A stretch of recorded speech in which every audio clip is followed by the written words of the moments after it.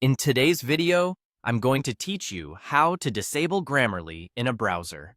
Start by opening your browser and going to google.com. Any website will do, but using a simple page like Google makes it easy to see the browser's toolbar and extension controls. Look to the top right corner of the browser window for the puzzle-shaped extensions icon. It usually sits next to the address bar and your profile picture.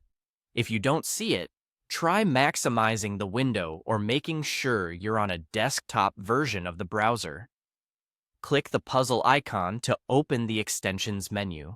This dropdown shows all the extensions currently installed and available in your browser.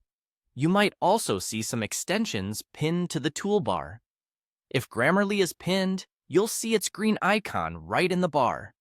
Whether it's pinned or not, you'll still find it in the list that opens from the puzzle icon.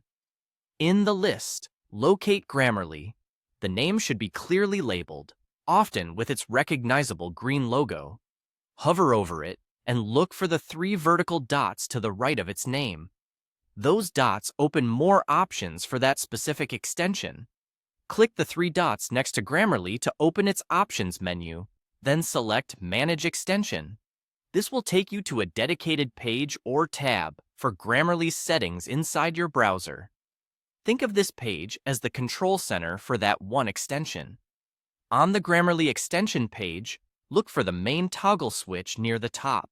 When the switch is on, the extension is active everywhere in your browser. Click the toggle to turn it off. You'll see the switch change state, indicating that Grammarly is now disabled. This doesn't uninstall it. It simply stops it from running, which means Grammarly will no longer underline text, show suggestions, or access pages until you turn it back on. After you disable it, refresh any tabs where Grammarly was active so the change takes effect immediately. You should notice that the Grammarly icon disappears from text fields and suggestions stop appearing. If you ever want to bring it back, return to the same Manage Extension page and click the toggle again to enable it. That's all you need to do. You've successfully disabled Grammarly using the built-in extension controls.